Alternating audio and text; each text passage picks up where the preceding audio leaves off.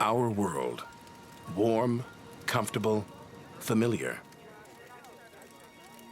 But when we look up, we wonder, do we occupy a special place in the cosmos? Or are we merely a celestial footnote? Is the universe welcoming or hostile? We could stand here forever wondering. Or we could leave home on the ultimate adventure.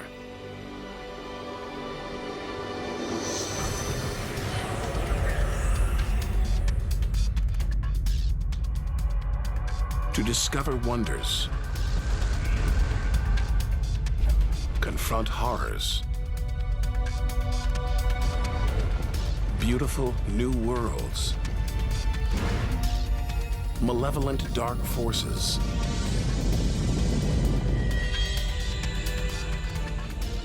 the beginning of time, the moment of creation. Would we have the courage to see it through? Or would we run for home? There's only one way to find out.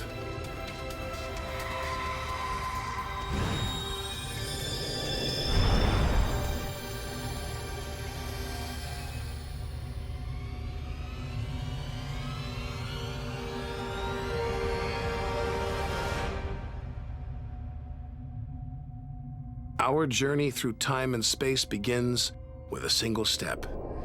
At the edge of space, only 60 miles up, just an hour's drive from home. Down there, life continues. The traffic is awful, stocks go on trading, and Star Trek is still showing.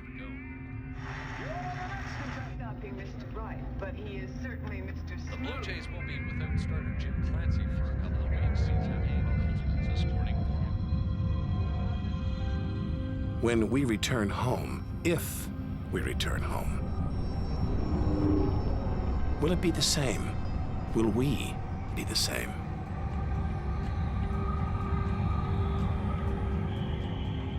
We have to leave all this behind, to dip our toes into the vast dark ocean. On to the moon.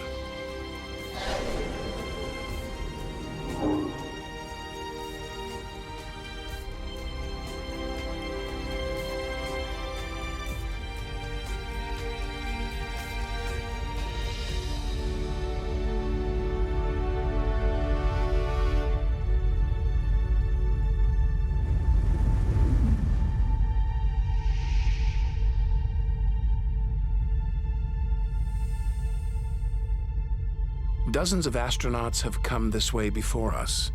12 walked on the moon itself.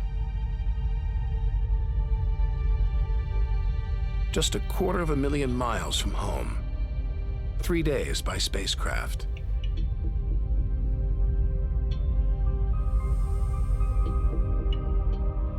Barren.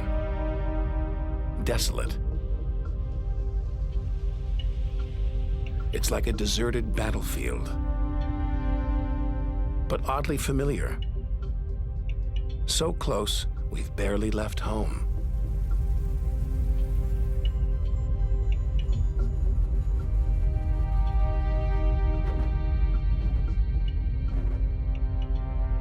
Neil Armstrong's first footprints. Looks like they were made yesterday. There's no air to change them. They could survive for millions of years. Maybe longer than us.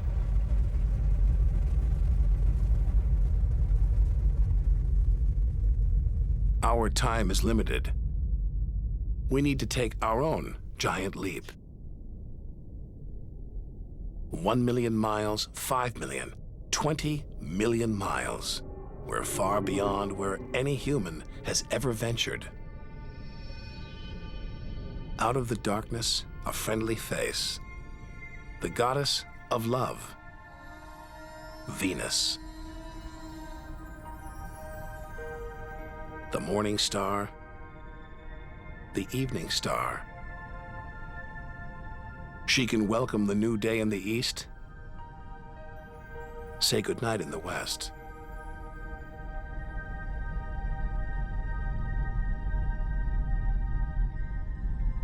A sister to our planet, she's about the same size and gravity as Earth. We should be safe here. But the Venus Express space probe is setting off alarms. It's telling us these dazzling clouds, they're made of deadly sulfuric acid. The atmosphere is choking with carbon dioxide.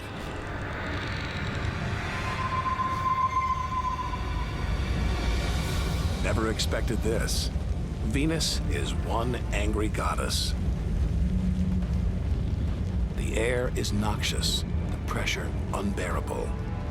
And it's hot, approaching 900 degrees. Stick around and we'd be corroded, suffocated, crushed, and baked.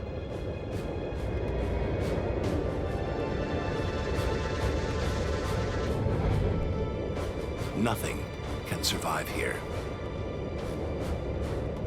Not even this Soviet robotic probe. Its heavy armor's been trashed by the extreme atmosphere.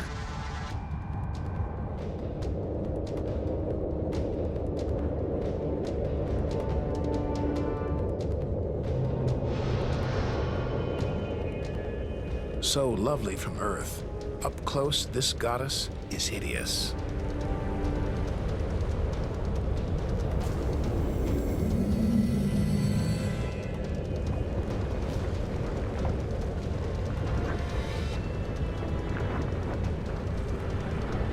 She's the sister from hell, pockmarked by thousands of volcanoes. All that carbon dioxide is trapping the sun's heat. Venus is burning up. It's global warming gone wild. Before it took hold, maybe Venus was beautiful, calm, more like her sister planet Earth. So this could be Earth's future. Where are the twinkling stars? The beautiful spheres gliding through space? Maybe we shouldn't be out here. Maybe we should turn back. But there's something about the sun, something hypnotic, like the Medusa, too terrible to look at, too powerful to resist. Luring us onwards, on, like a moth to a flame. Wait, there's something else, obscured by the sun. It must be Mercury. Get too close to the sun, this is what happens. Temperatures swing wildly here. At night, it's minus 275 degrees. Come midday, it's 800 plus. Burnt, then frozen.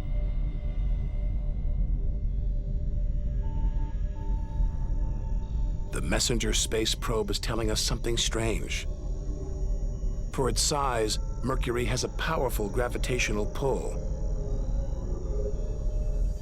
It's a huge ball of iron, covered with a thin veneer of rock, the core of what was once a much larger planet.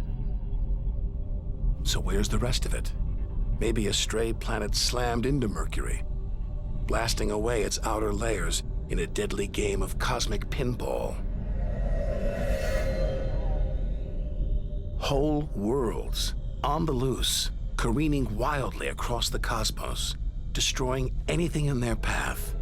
And we're in the middle of it. Vulnerable, exposed, small. Everything is telling us to turn back. But who could defy this? The sun, in all its mesmerizing splendor. Our light, our lives. Everything we do is controlled by the sun, depends on it. It's the Greek god Helios driving his chariot across the sky. The Egyptian god Ra, reborn every day. The summer solstice sun rising at Stonehenge. For millions of years, this was as close as it got to staring into the face of God.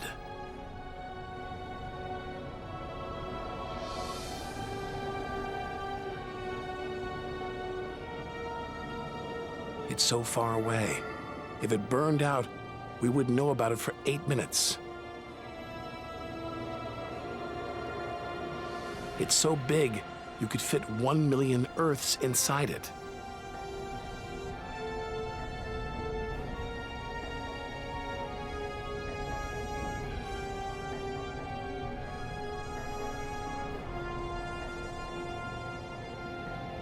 But who needs numbers? We've got the real thing. We see it every day, a familiar face in our sky. Now, up close, it's unrecognizable. A turbulent sea of incandescent gas. The thermometer pushes 10,000 degrees. Can't imagine how hot the core is. Could be tens of millions of degrees.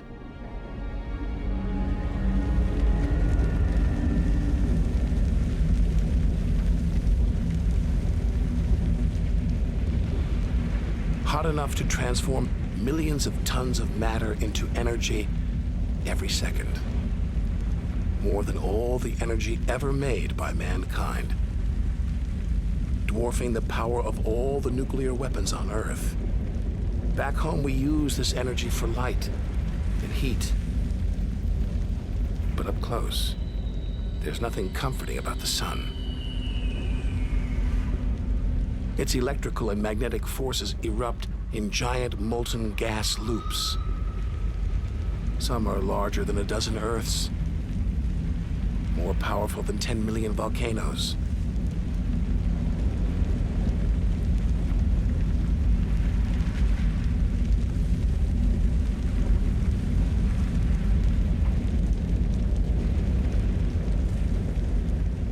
When they burst through, they expose cooler layers below, making sunspots. A fraction cooler than their surroundings, sunspots look black, but they're hotter than anything on Earth. And massive, up to 20 times the size of Earth.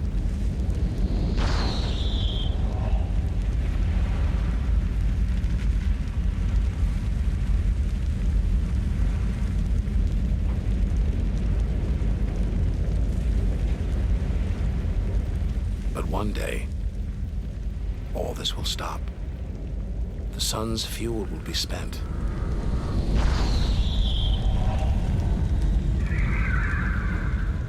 And when it dies, the Earth will follow.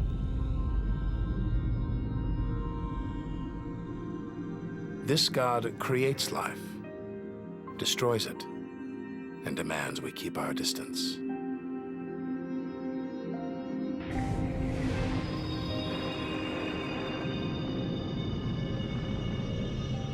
This comet strayed too close. The sun's heat is boiling it away, creating a tail that stretches for millions of miles.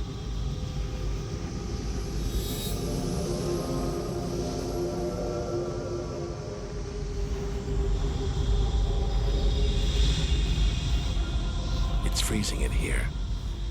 There's no doubt where this comet's from, the icy wastes of deep space.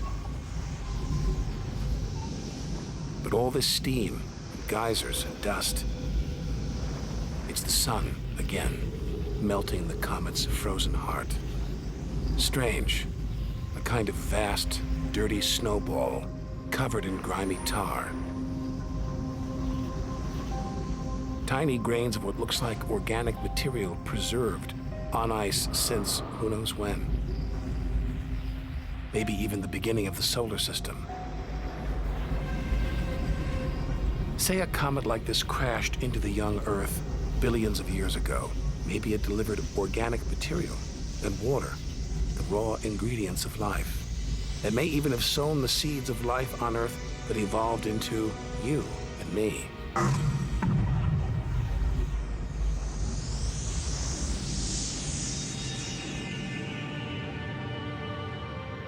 But say it crashed into the Earth now.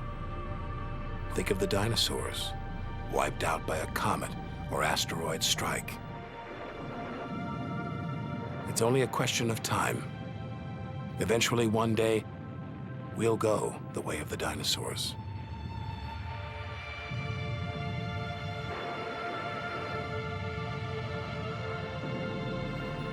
If life on Earth was wiped out, we'd be stuck out here, homeless, adrift in a hostile universe. We need to find another home. Among the millions, billions of planets, there must be one that's not too hot, not too cold, with air, sunlight, water, where, like Goldilocks, we could comfortably live.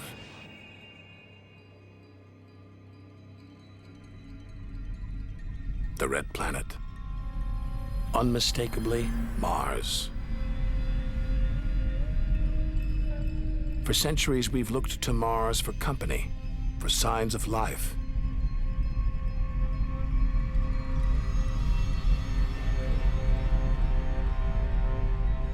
Could there be extraterrestrial life here? Are we ready to rewrite the history books, to tear up the science books, to turn our world upside down? What happens next could change everything.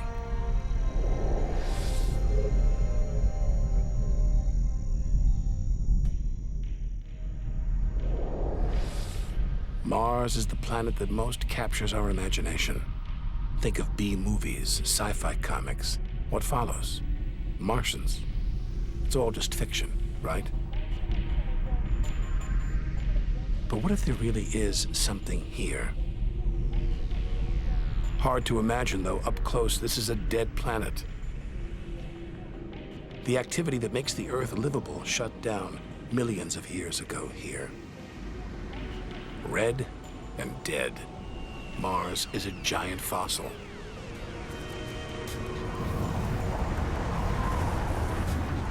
Wait. Something is alive. A dust devil. A big one. Bigger than the biggest twisters back home. There's wind here. And where there's wind, there's air. Could that air sustain extraterrestrial life?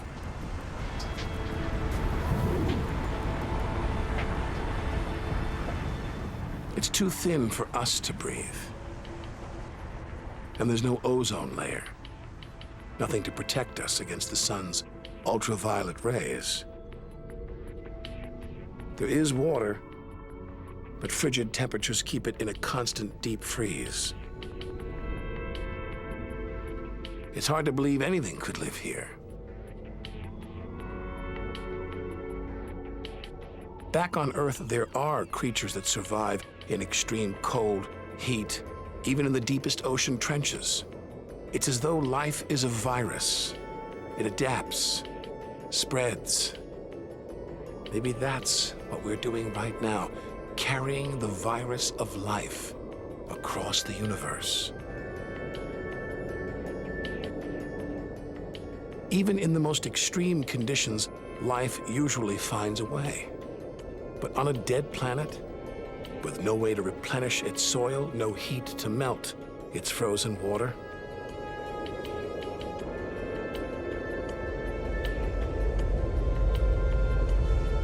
all this dust, it's hard to see where we're going.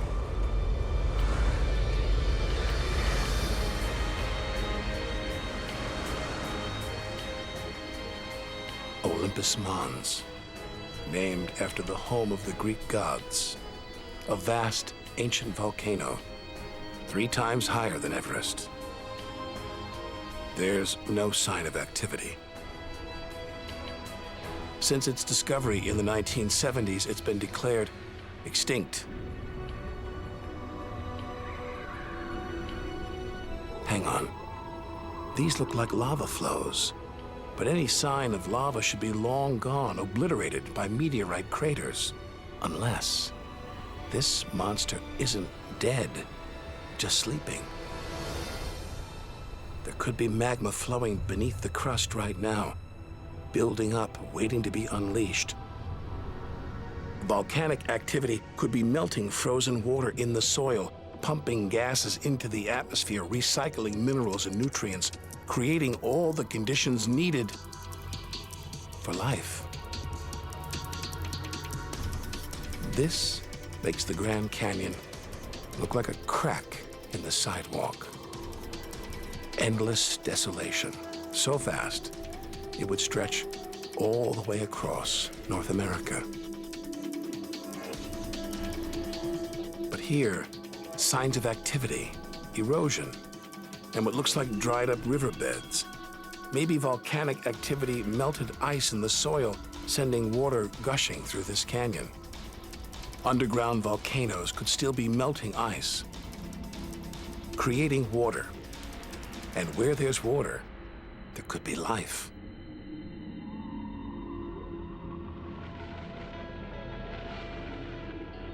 The hunt for life is spearheaded by this humble fellow, the NASA rover Opportunity. It's finding evidence that these barren plains were once ancient lakes or oceans that could have harbored life.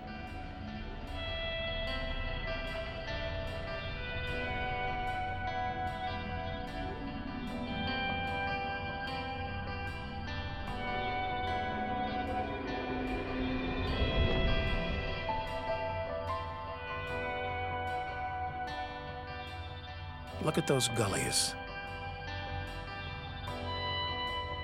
Probes orbiting Mars keep spotting new ones. More proof that Mars is alive and kicking. That water is flowing beneath its surface right now, water that could be sustaining Martian life.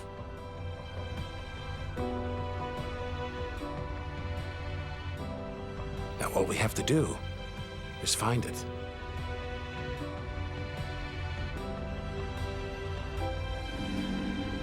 Maybe we've already found what we're looking for on Earth. Some think that life started here and then migrated to Earth.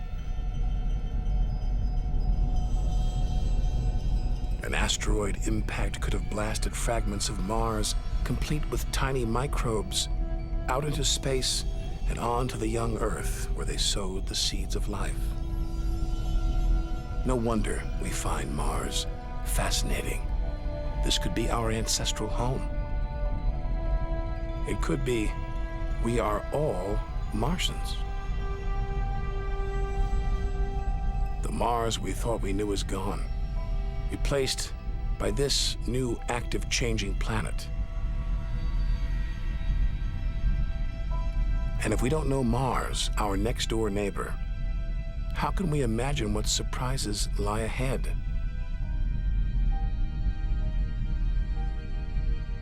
Our compass points across the cosmos, back in time 14 billion years, to the moment of creation.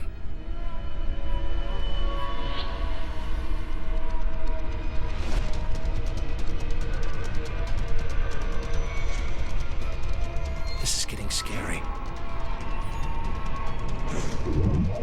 It's like being inside a giant video game.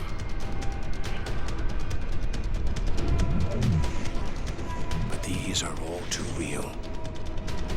Asteroids, some of them hundreds of miles wide. This one must be about 20 miles long.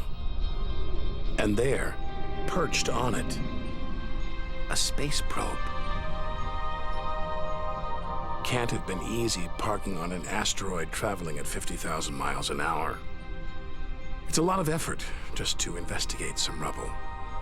Rubble that regularly collides, breaks up, and rains down on Earth as meteorites.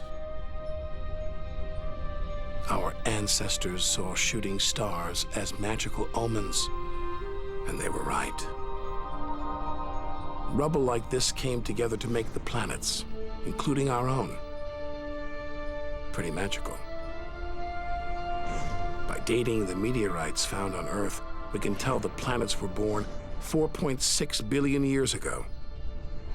These are the birth certificates of our solar system. For some reason, these rocks didn't form into a planet. Something must have stopped them. something powerful.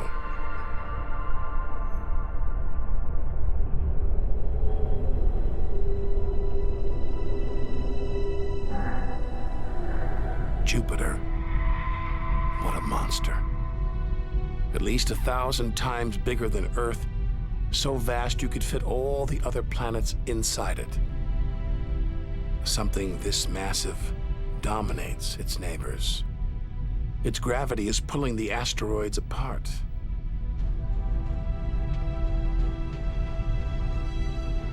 And it's breathtaking.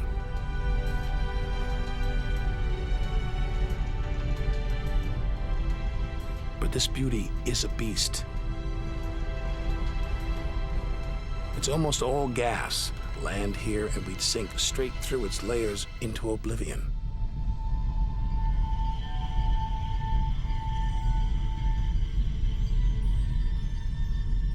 And Jupiter's good looks, the product of ferocious violence. It's spinning at an incredible rate, whipping up winds to hundreds of miles an hour, contorting the clouds into stripes, eddies, whirlpools.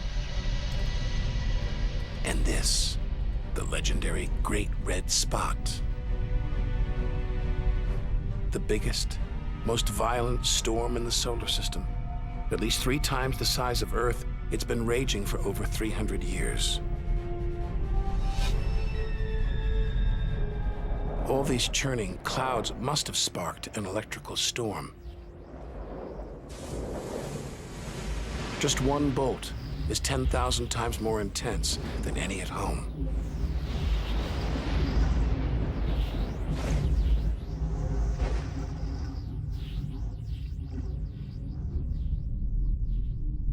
Looks like the safest place to see Jupiter is from a distance. Up there at the poles, those dancing lights, they're like the auroras back home. But the Geiger counter is going wild. Even these are deadly, generated by lethal radiation.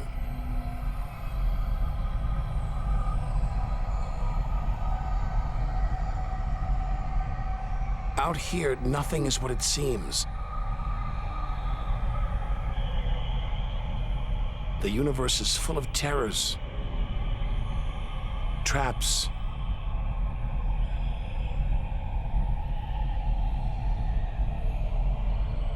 maybe this is a safe haven, the multicolored moon Io.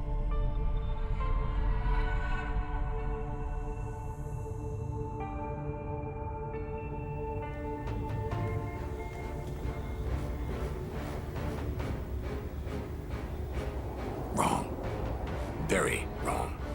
Those brilliant colors are molten rock, volcanoes, spewing lava.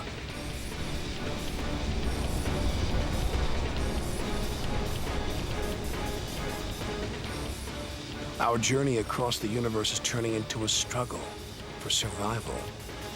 We've got to hope that if we outlast the dangers, we'll be rewarded by wonders beyond imagination.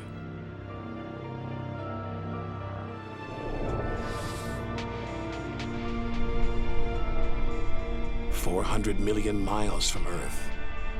Flying a commercial airliner here would take nearly a century. What a weird-looking place. And yet, strangely familiar.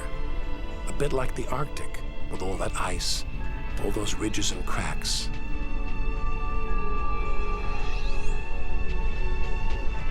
It's Jupiter's moon, Europa. And maybe like the Arctic, this ice is floating on water, liquid water. But we're 500 million miles from the sun. Surely Europa is frozen solid.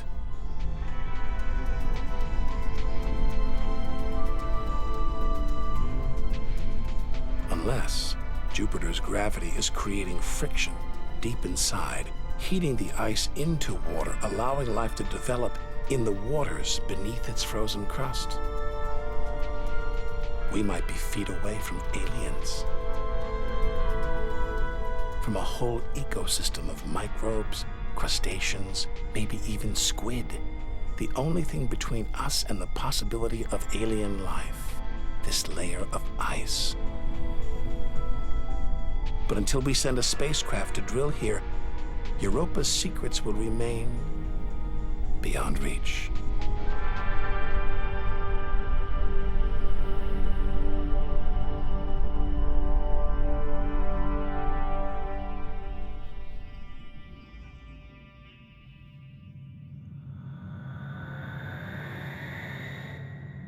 It's captivated our imaginations, haunted our dreams. And here it is, spinning before our eyes. Saturn, named for the Roman god who reigned over a golden age of peace and harmony.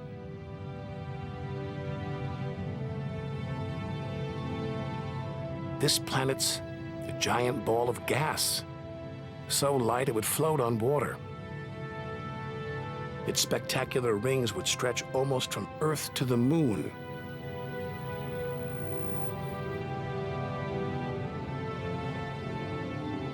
There's the Cassini orbiter.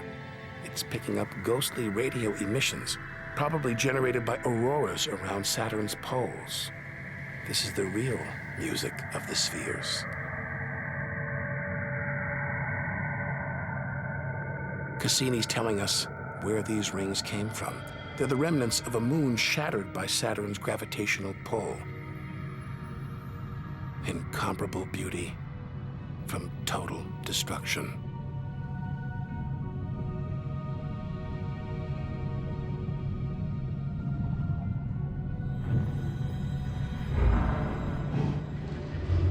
Billions of shards of ice, some as small as ice cubes, others the size of houses. They collide, break apart, reassemble. It's like a snapshot of our early solar system. As dust and gas orbited the newly born sun, and gravity worked its magic, pulling the lumps together until from space trash like this, our home emerged.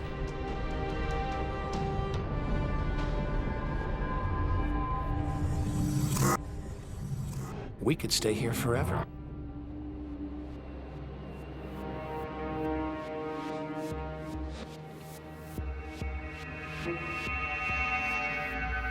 But there's so much further to go, so much more to see. Like this moon wrapped in thick clouds. Titan.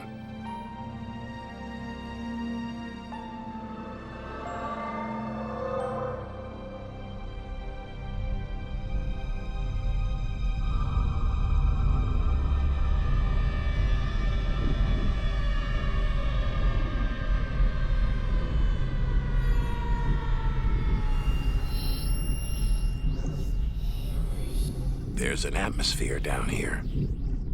There's wind, rain, even seasons. Rivers, lakes, and oceans. It looks so familiar, so similar to Earth.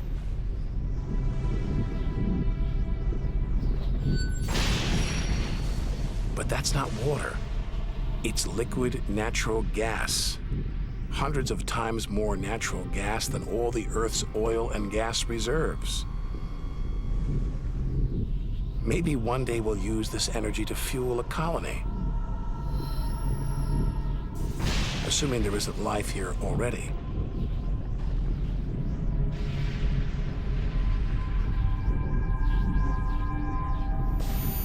The Huygens space probe is here to find out. It's telling us there's organic material in the soil, but it's so cold, minus 300 degrees. There's no way life could develop. Unless Titan warms up. The sun is supposed to get hotter. When it does, maybe life will spring up here, just like it did on Earth. And as the Earth gets too hot for us, maybe we'll move to Titan. One day we might call this distant land home.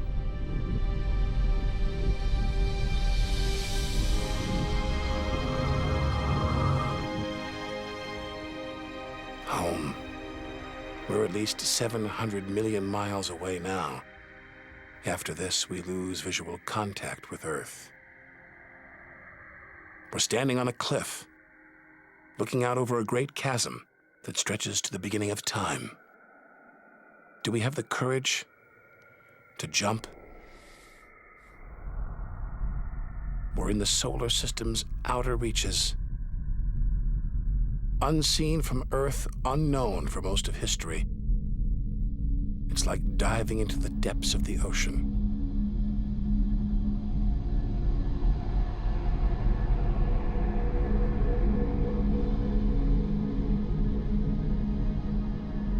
Those rings make it look like Uranus has been tilted off its axis, toppled over by a stray planet.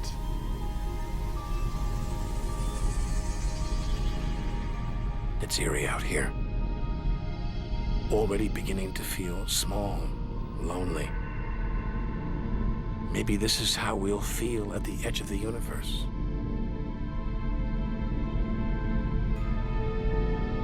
But we've barely left the shore.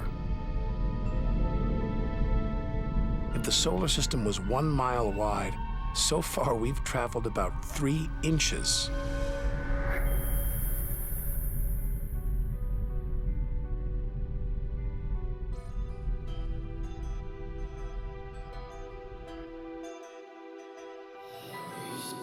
Out of the deep, another strange beast, the god of the sea, Neptune.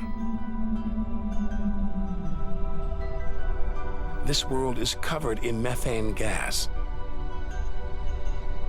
and a storm as big as Earth, whipped up by savage 1,000-mile-an-hour winds. Back home, it's the sun that drives the wind. But Neptune's far away. Something else must be creating these ferocious winds. But what? We know very little about our own solar system.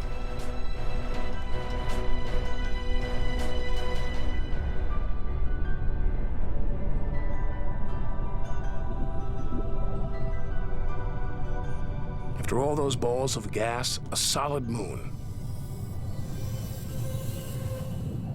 Triton. Solid, but not stable. Just look at those geysers, cosmic smokestacks, pumping out strange soot.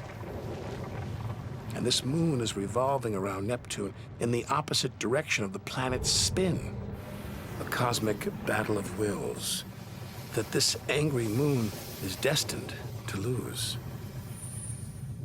Neptune's massive gravity is pulling on Triton, slowing it down, reeling it in.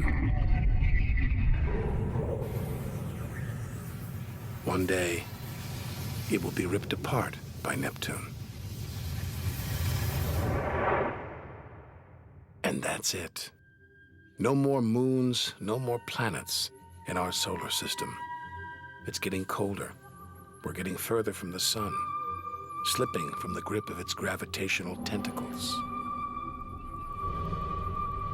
But this isn't a void. It's teeming with frozen rocks,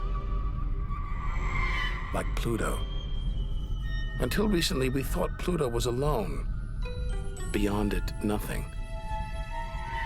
We were wrong. More frozen worlds. Discovery so new nobody can agree what to call them. Plutinos, ice dwarfs, cubiwanos. Our solar system is far more chaotic and strange than we had imagined.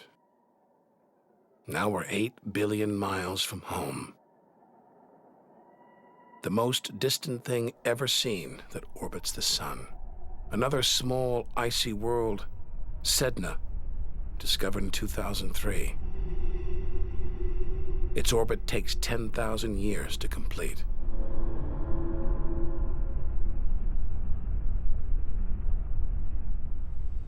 hang on. There's something else out here. 10 billion miles from home, the space probe Voyager 1.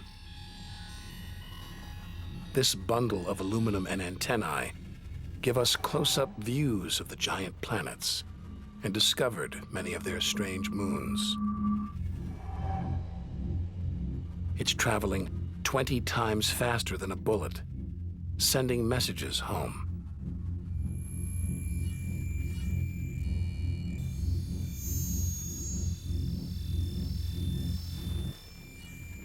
That gold plaque, it's a kind of intergalactic message in a bottle. A greeting recorded in different languages. Hello from the children of planet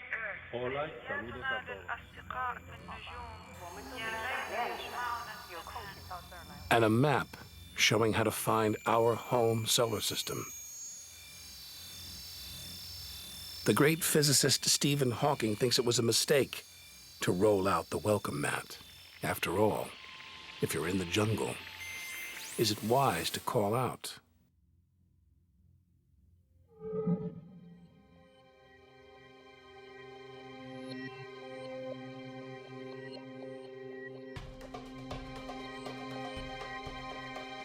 These comets look like the ones we saw earlier.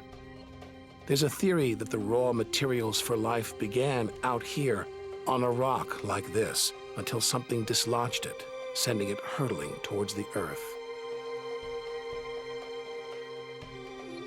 And seeing all this ice, maybe comets carried water to Earth too.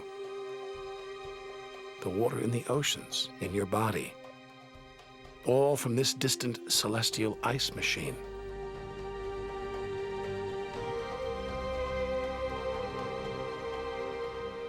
We're 5 million, that's 5 trillion miles from home.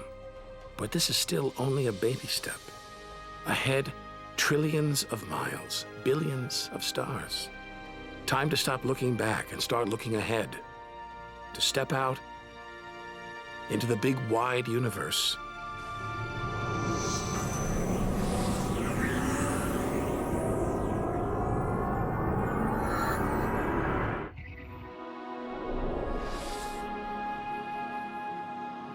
Interstellar space.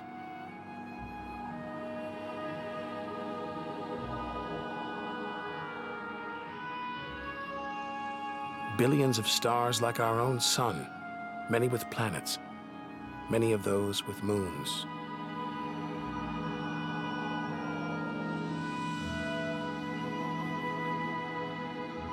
It's hard to know which way to go. There are infinite possibilities. We're going to need a serious burst of acceleration.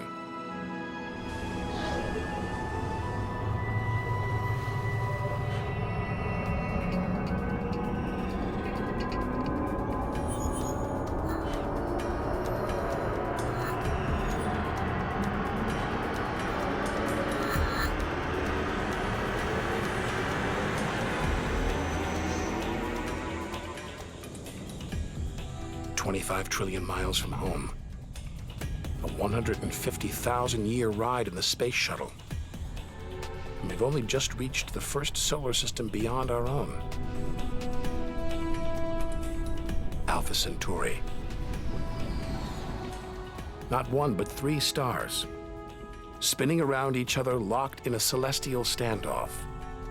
Each star's gravity attracting the other, their blazing orbital speed keeping them apart.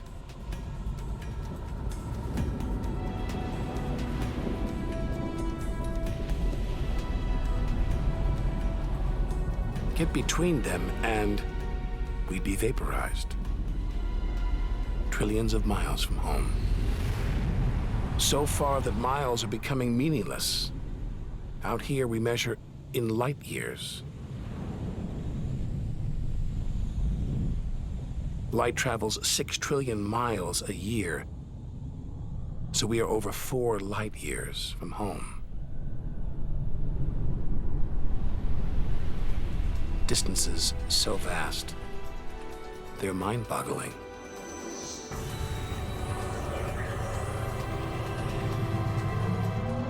Who knows what strange forces lie ahead, what we'll discover when, if, we reach the edge of the universe.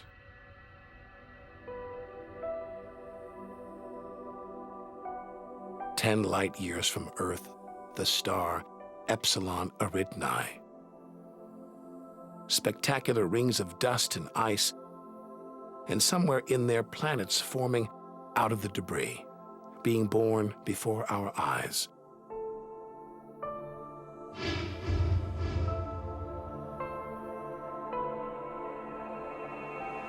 Asteroids and comets everywhere.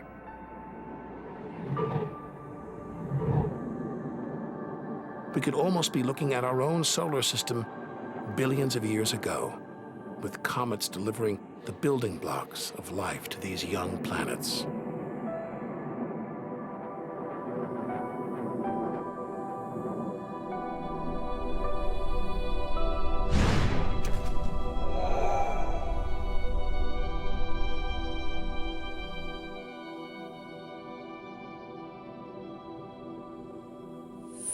At the center of all the action, a star smaller than our sun, still in its infancy.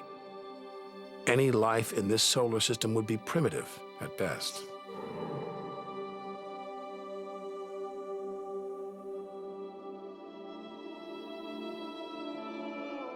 There must be more mature solar systems out here.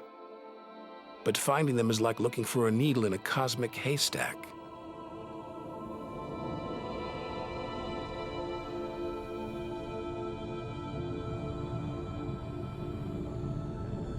"20 light years from Earth. Star Gliese 581.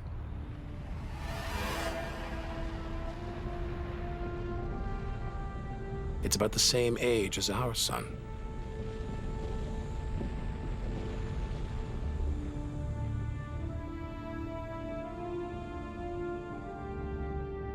This planet is just the right distance from its sun. Any closer and water would boil away, any further, and it would freeze. Ideal conditions for life to emerge.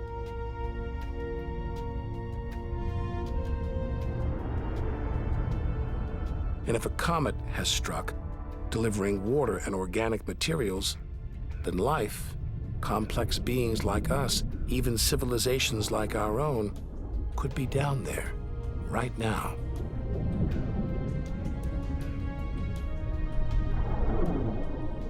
They could be tuning into our TV signals, watching shows from 20 years ago. And here's your host, Geographic.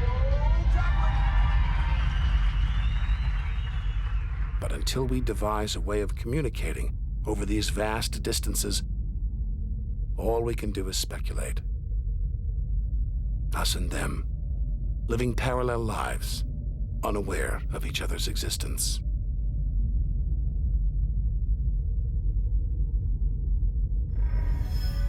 Unless life has come and gone.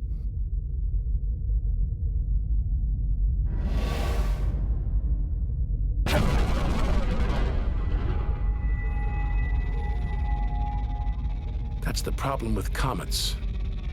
They're creators and destroyers, as the dinosaurs found out the hard way. This is the needle in the cosmic haystack, the closest we've come to a habitable solar system like our own, but it's a chance encounter.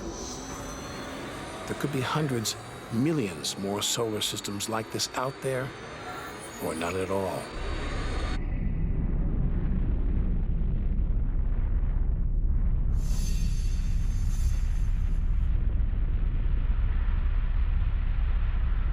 Some of the atmosphere on this planet, Bellerophon, is being boiled away by its nearby star.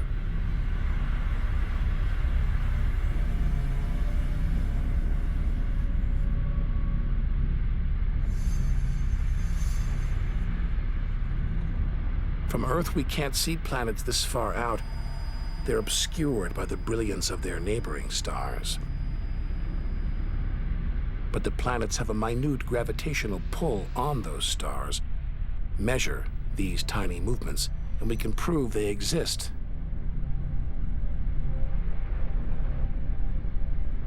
That's how we tracked down Bellerophon in the 1990s, and hundreds of other distant planets.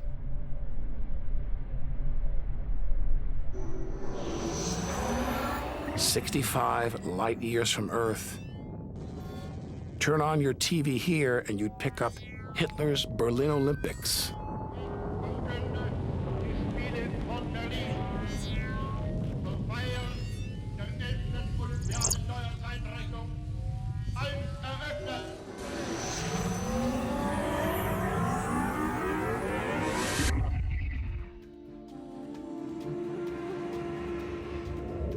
The twin stars of Algol, known to the ancients as the Demon Star. From Earth, it appears to blink as one star passes across the other. Up close, it's even stranger. One star is being sucked towards the other.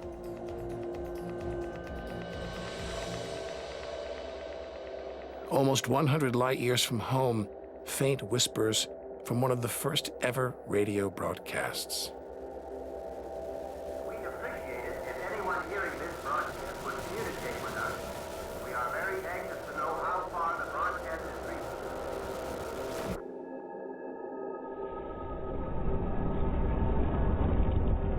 reaching. From here on out, it's as if the Earth never existed.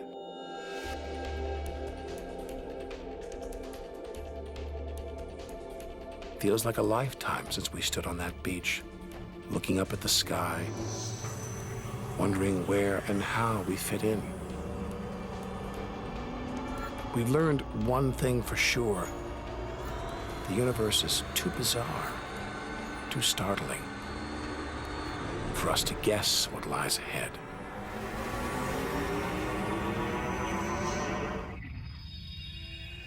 Deep inside our galaxy, the Milky Way, pinpricks of light that have inspired 1,001 tales. The Seven Sisters, the daughters of the ancient Greek god Atlas, transformed into stars to comfort their father as he held the heavens on his shoulders.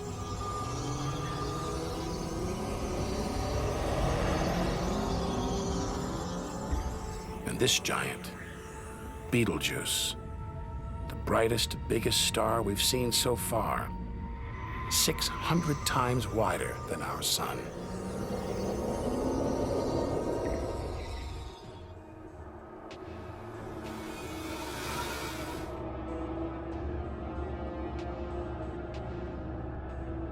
But this, it's not a star, not a planet. Not like anything we've seen.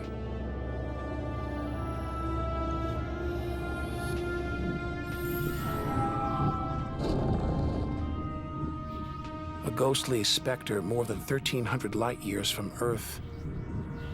Orion's dark cloud. Dust and gas shrouding us.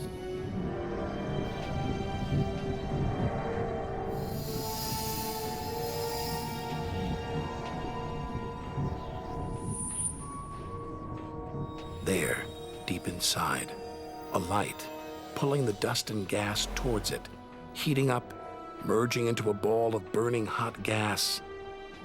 Like a star, like our sun, in miniature. Inside, it's millions of degrees.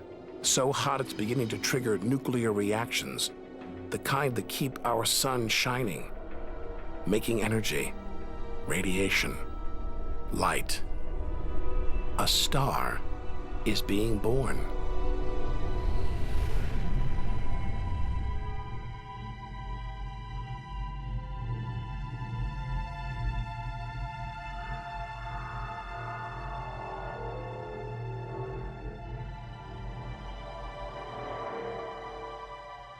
Orion's dark cloud is a vast star factory.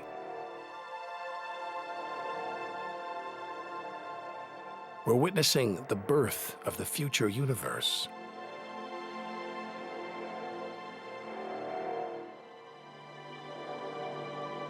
We've come to expect destruction, but this is one of the universe's greatest acts of creation: star birth.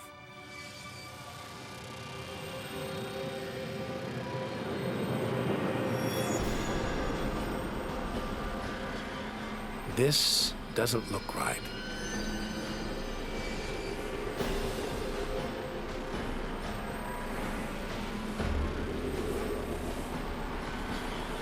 Jets of gas exploding out with tremendous force, blasting dust and gas out for millions of miles.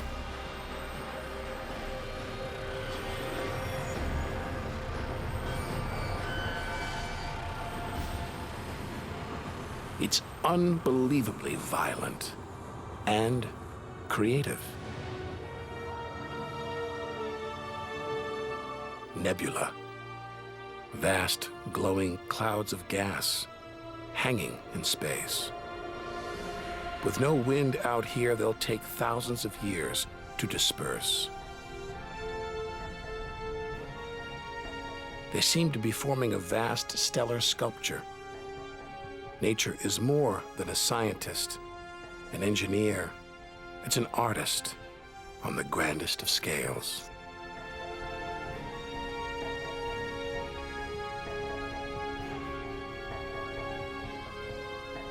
And this is a masterpiece.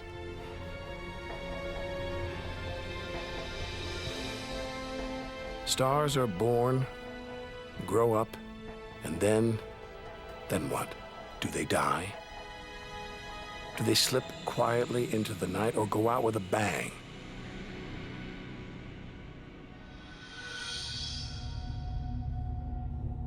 Somewhere between here and the edge of the universe lies the answer.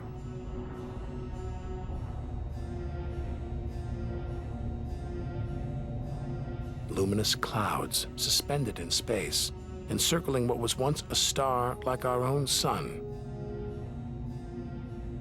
All that's left of it are these brightly colored gases, elements formed by nuclear reactions deep inside, released into space on its death. Green and violet, hydrogen and helium, the raw materials of the universe. Red and blue, nitrogen and oxygen, the building blocks of life on Earth. For us to live, stars like this had to die. Every atom in our body was produced by nuclear fusion.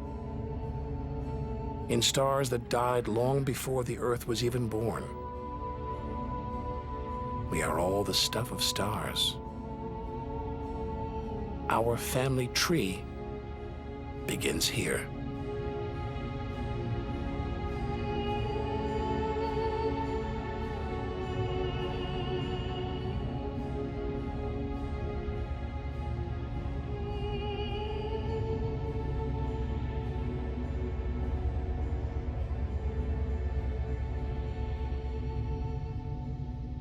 At its heart, the ghost of a star.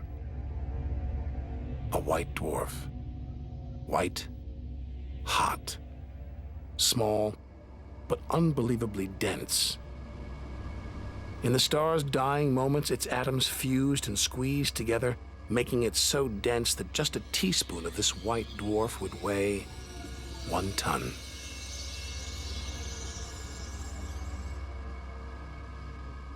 It's a chilling premonition of our sun's fate. 6 billion years from now, it'll become a white dwarf.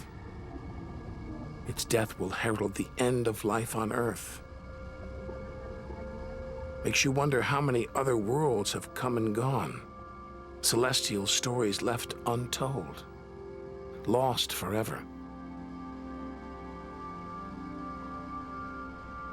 But the greatest story of them all is still to be told. We must go back through time to the very first chapter to learn how the universe began.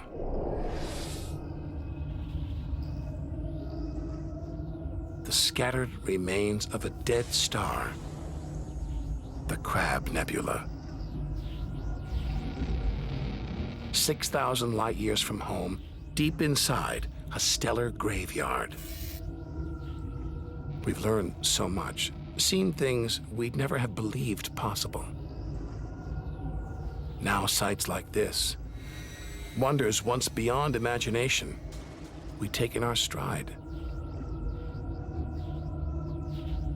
We're ready to face whatever lies ahead, determined to reach the edge of the universe. This is the calm after the storm, after a massive explosion, a supernova that turned a star into dust and gas.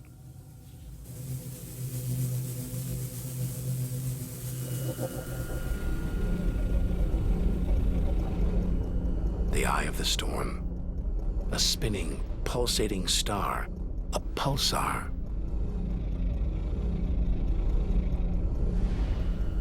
Gravity has squeezed the giant star's core down to this. It's just 12 miles across, unimaginably dense. One pinhead of this would weigh hundreds, maybe millions of tons. And as it shrank, like a figure skater spinning on the spot, arms outstretched, then pulling them in, it began to spin faster. 2 beams of light, energy, radiation, spinning 30 times a second, powering the huge cloud of dust and gas. There's so much radiation here, more even than on the sun.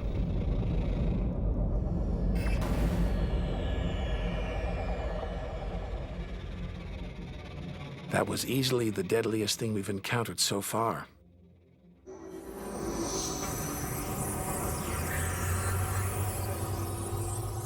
Once it would have terrified us.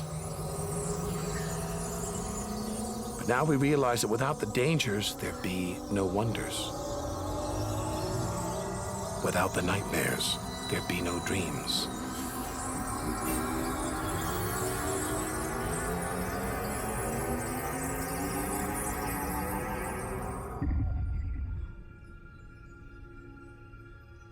Getting a strange sensation. A feeling as though there's something bad out here. A malevolent presence. The one thing we didn't want to encounter. Impossibly black, blotting out the stars behind it. We're staring into the face of extinction. The remains of a giant star. A black hole.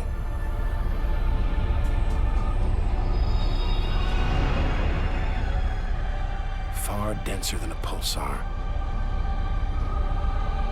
And impossible to resist.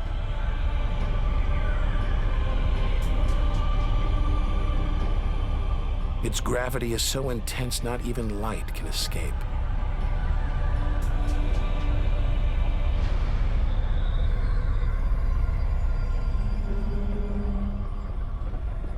This asteroid, it's a lump of solid rock, but it's actually stretching, being dragged towards the gaping hole.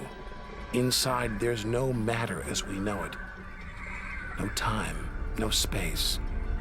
All the rules of physics collapse.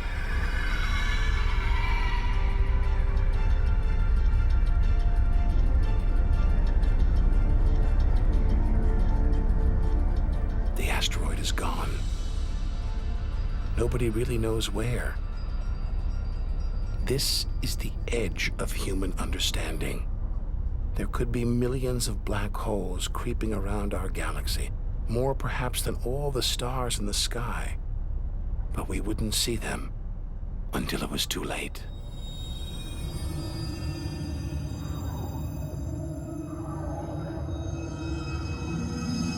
Like this star, spiraling, disappearing down an invisible sinkhole.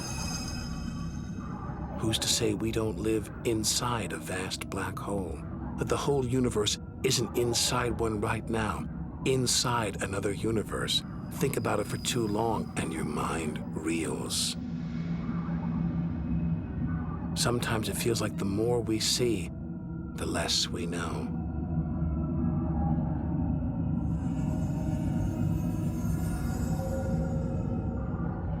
And we're still in our own galaxy, the Milky Way.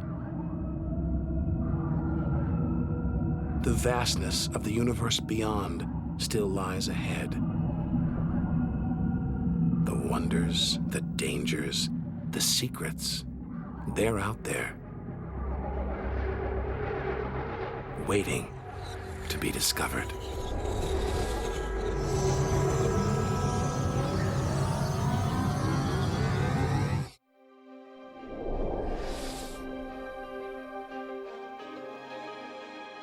"7,000 light years from home."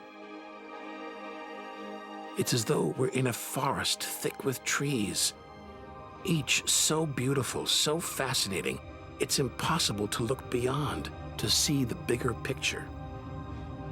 We have to find a way through to reach the clearing at the galaxy's edge.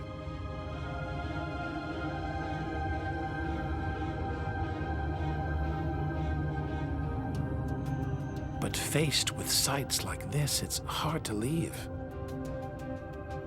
A colossal, glowing cloud, topped by these great towers of dust, the pillars of creation, like a gateway into the unknown. A star factory packed with embryonic star systems, each larger than our solar system.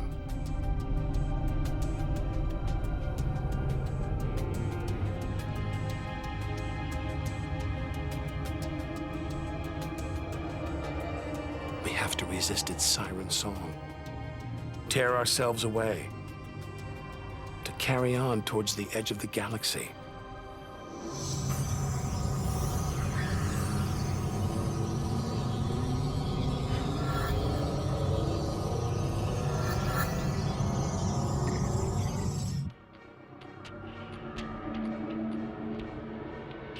Dazzled by the Milky Way's beauty, we've been blinded to its terrors and strayed into a cosmic minefield.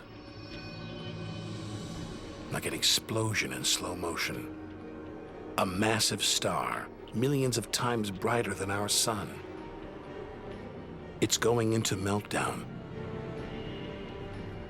The fuel that sustains it is running out, the nuclear reactions that power it winding down. We're watching its death throes.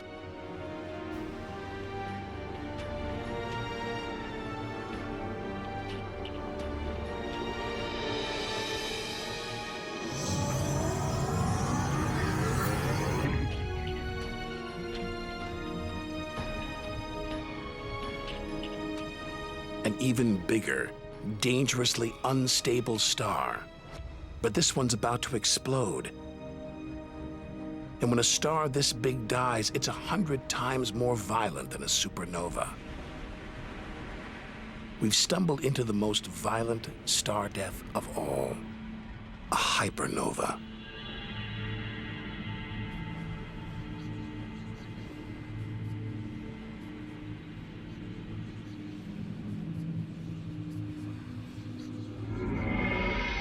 The core's collapsed. It's becoming a black hole.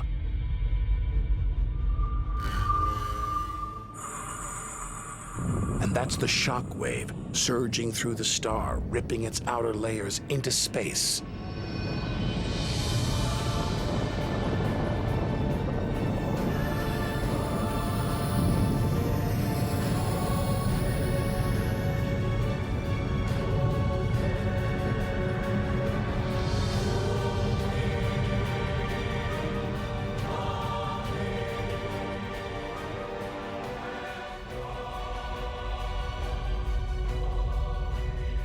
Deadly hypernovas, frozen comets, scorched planets, white dwarfs, red giants. Tiny drops in a vast pool of white light. Our home galaxy, the Milky Way. We wanted to know where we fit in. Here's our answer.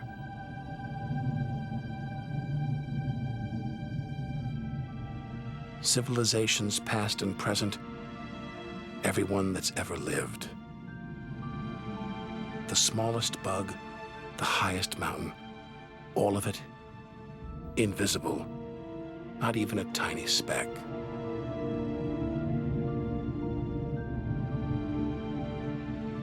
Our home is a minor planet orbiting an insignificant star. If it disappeared right now, who would even notice? And yet, so far we've found nowhere else we would rather live, nowhere we could live. It's only now, far from home, that we're beginning to truly appreciate it.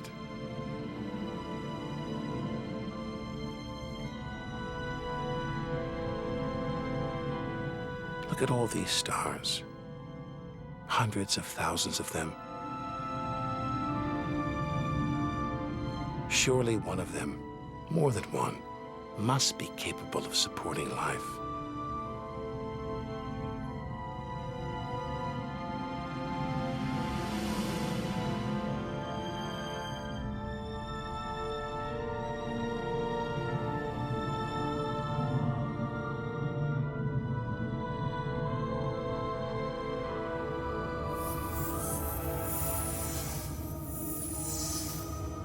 Maybe here in this swarm of stars, the Great Cluster. Back in the 1970s, astronomers sent a message in this direction, detailing the structure of our DNA and our solar system's location. But the message won't arrive here for another 25,000 years.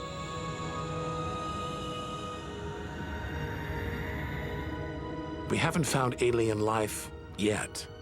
But neither have we found any reason to believe it isn't out there, somewhere. There's an equation devised to estimate the number of other advanced civilizations. The result is startling. There could be millions of civilizations just in our own galaxy.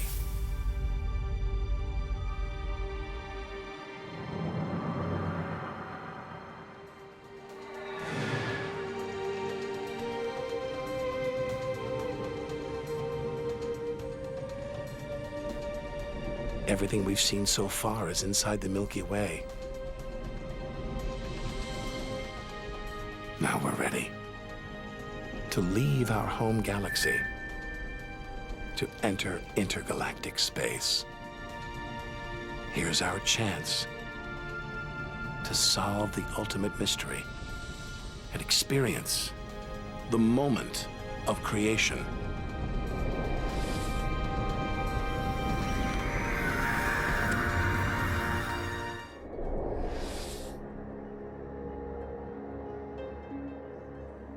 Beyond the Milky Way, through the vast expanse between galaxies, against all the odds, we've made it to intergalactic space.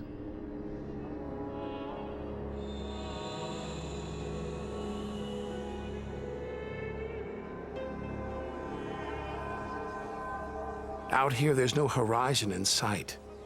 Even the closest galaxies are hundreds of thousands of light years away. The remains of galaxies ripped apart by the Milky Way's huge gravitational pull, scattered among nothing.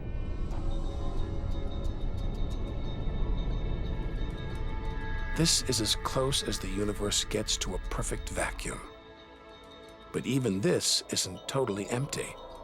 There are thin wisps of gas, fine traces of dust, and something else.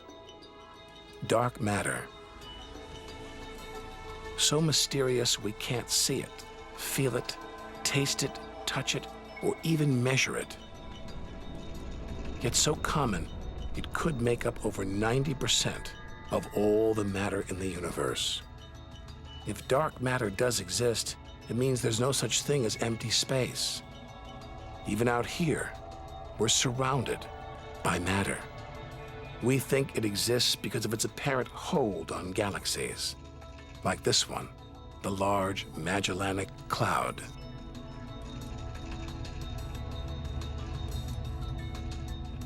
A 6 billion year journey in today's fastest spacecraft.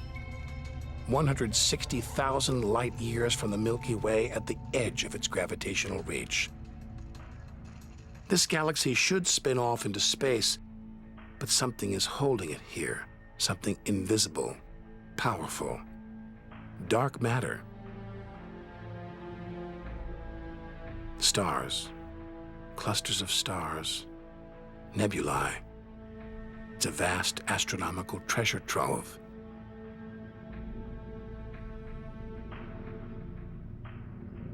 Look at this.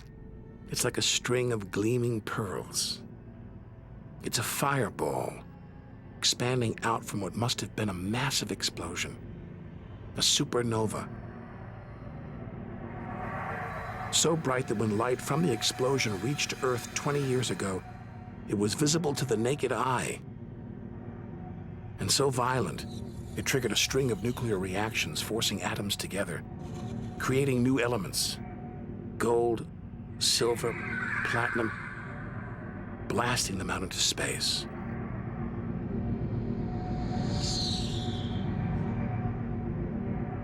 The gold in the ring on your finger was forged in a massive supernova like this, trillions of miles away, billions of years ago. Before we left home, the universe seemed separate, something out there, up in the sky. But now we know better. We are the universe, and it is within us.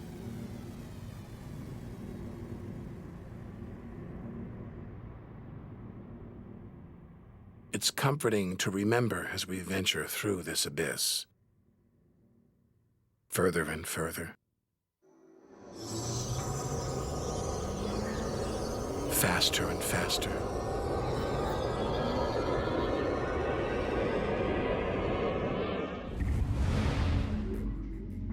The Andromeda Galaxy, 2.5 million light years away. It's racing through space. Everything blown apart like shrapnel in an explosion.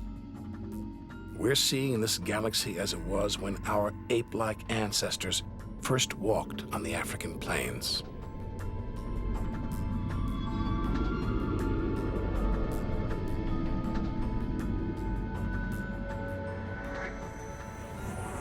Further through space, and further back in time. Hold on. This doesn't look right. A whole galaxy exploding? The only thing large enough to cause an explosion on this scale is another galaxy.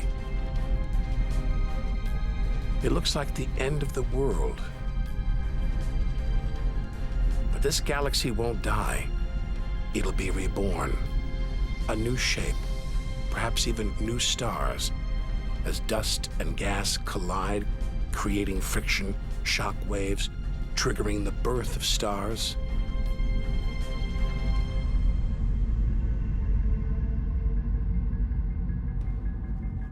There's order in this chaos, a pattern behind the infinite variety, an endless cycle of birth and death, creation and destruction. It's a pattern woven through the vast fabric of space that binds each of these galaxies. There are billions of galaxies, each with billions, even trillions of stars. Maybe more stars than there are grains of sand on all the beaches on Earth.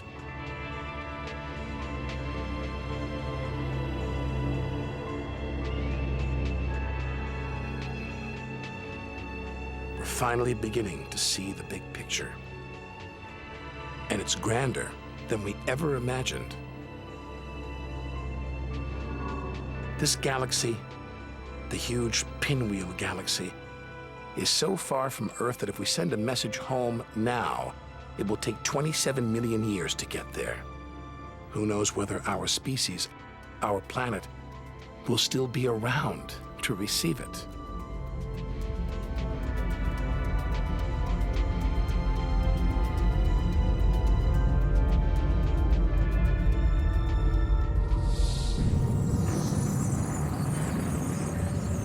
travel on, back through time.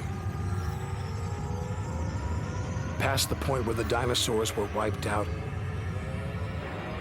Past the moment where the first creatures crawled onto land.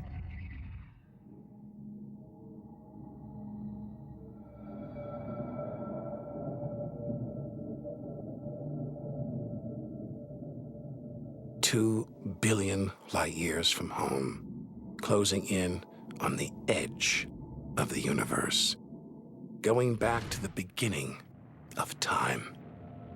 This isn't a galaxy. It's brighter than 100 galaxies.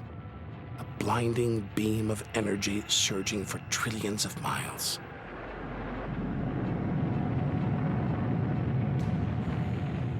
Something this big, this bright, must be incredibly powerful. Experience tells us, out here, power equals danger. It looks like a quasar, the deadliest thing in the universe. Our journey could be over.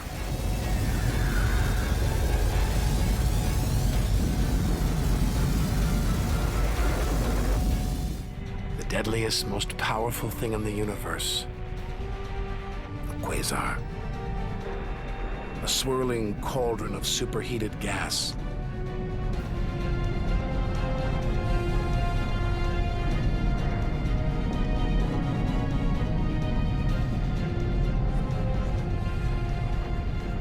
This beast has a heart of darkness. A supermassive black hole as heavy as 1 billion suns.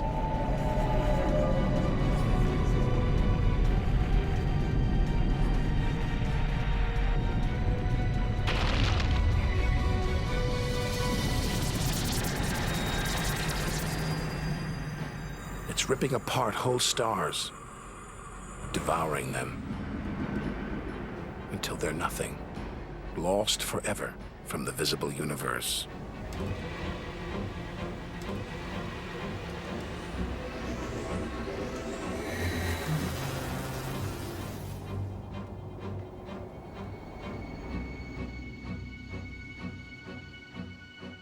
We think, we hope, we pray we've seen the worst the universe can throw at us, but no one can know what lies ahead.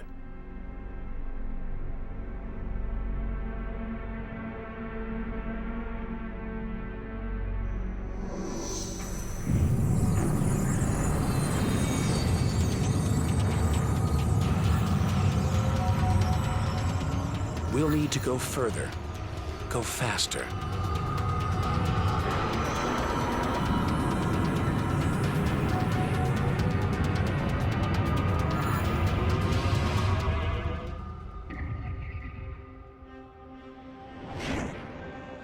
$8 billion light years from home, more galaxies. But these look different, ragged, small, close together. We're so far back in time, we're seeing these galaxies as they were before the Earth was born.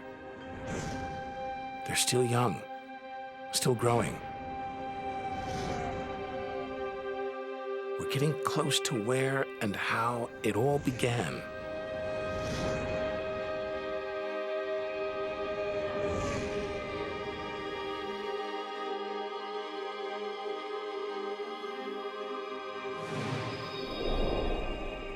Look at the galaxies now.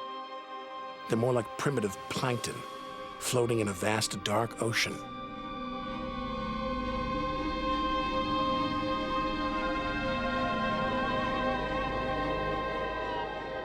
Clouds of dust and gas, dancing, twirling, merging to make embryonic galaxies.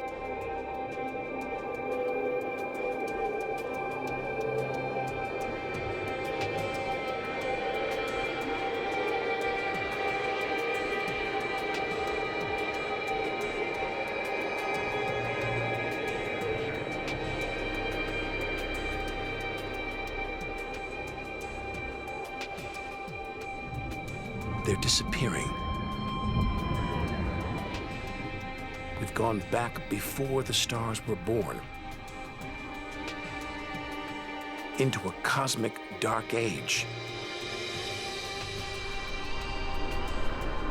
And before that, light, the afterglow from the massive explosion that created the known universe.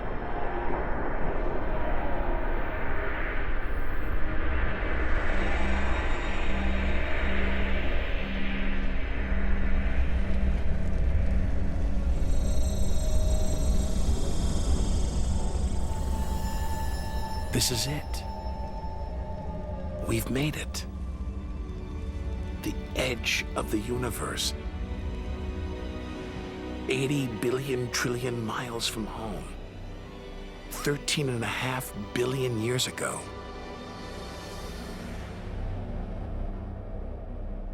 The very instant of the Big Bang, the most violent, most creative moment in history. Everything that's ever happened follows from this moment.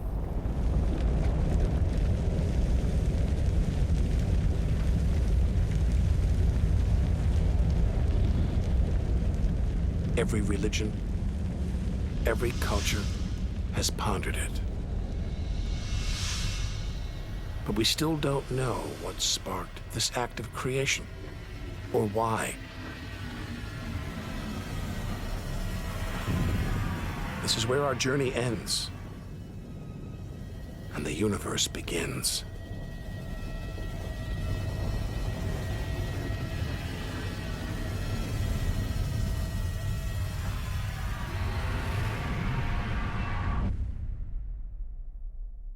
An infinitely hot, small, dense point erupts.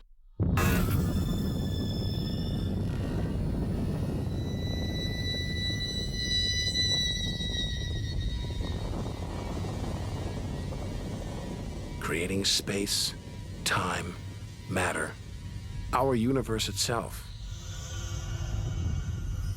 First, it's the size of a subatomic particle. The tiniest fraction of a second later, it's big enough to hold in the palm of your hand. Moments later, it's the size of the Earth.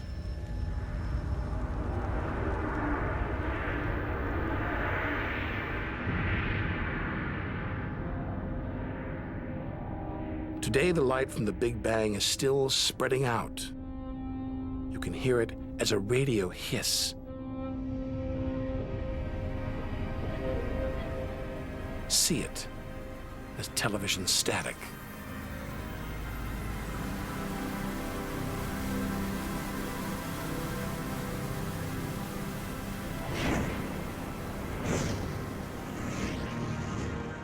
All the wonders we've seen on our journey are sparks flying out from the Big Bang. Galaxies, stars, planets, all cosmic debris. We go forward through time, riding the blast wave.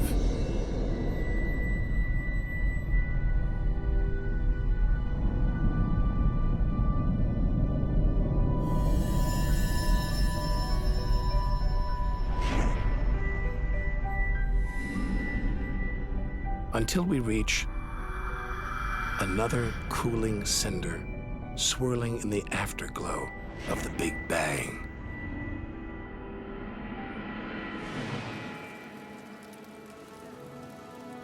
We're back where we started, home.